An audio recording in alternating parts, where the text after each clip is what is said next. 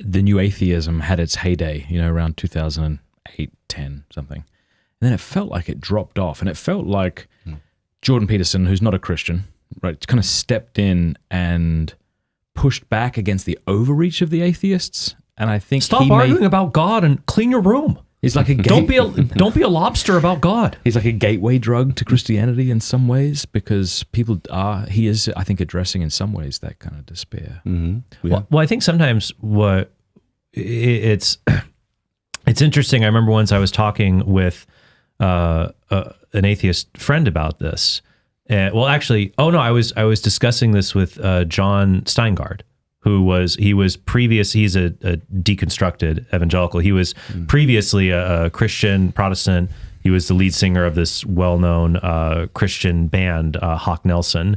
And then he left the faith, had a deconversion, and now he's on a journey again. And he's very open to theism now, and he's still wrestling with a lot of issues. And he brought up a point to me he found interesting. He said, I think it's so interesting when Christians will debate, like they'll just debate whether God exists or not. They're not willing to debate like, hey, here's all of Christianity is true. I'm going to show God and hell and all of this stuff. They only like focus on one little thing, like proving just that God exists. And my reply to him was, this is in the interview we did a while ago. I said, yeah, but I think atheists do the same thing. Like many atheists who are materialists, who believe in a reductive view of the world, that only matter exists, won't do a debate where they'll say, guess what? The only stuff that exists is matter. They'll just debate, well, God exists or he doesn't exist.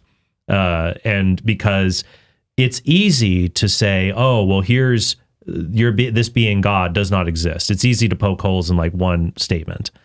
It's a lot more difficult to construct a worldview and to say, this is the way reality is.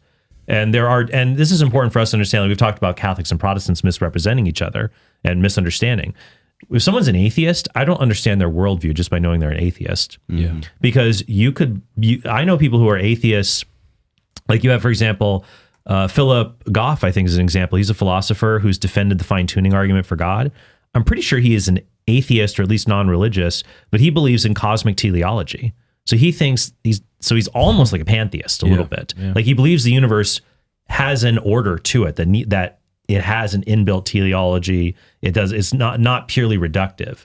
So you'll have some atheists who are just, it's just materialism. Others will say, there are immaterial things and there's reality is a bit richer and deeper.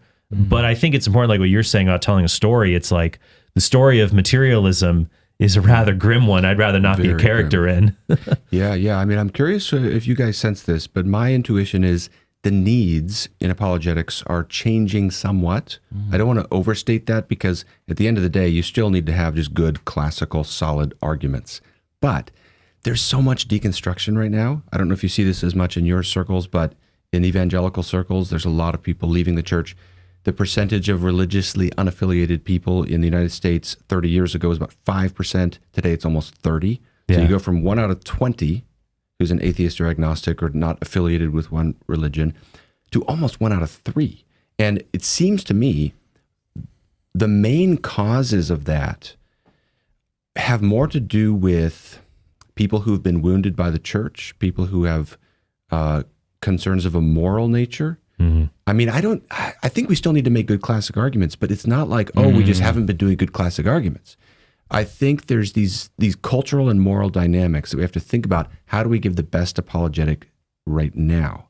That's just an interesting question to me. Mm-hmm. And it's kind of nice to not prejudge exactly what is needed, but to actually talk with real people. Yeah. And in the context of that, a real evangelism and apologetics emerges.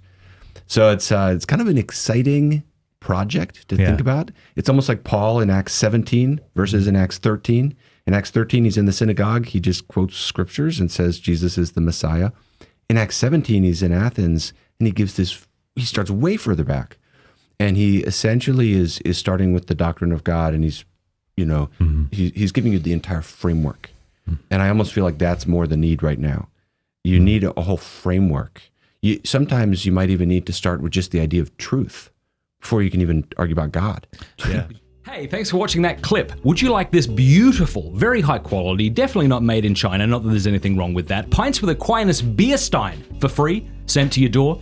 Would you also like a copy of The Jill sent to your door 4 times a year? This is the Pints with Aquinas newspaper, by the way. If you do, go to mattfradd.locals.com and become an annual supporter for any amount. We'll send you that stuff for free, and you get a bunch of other free things in return. You'll get more information by going over to mattfradd.locals.com. Thanks.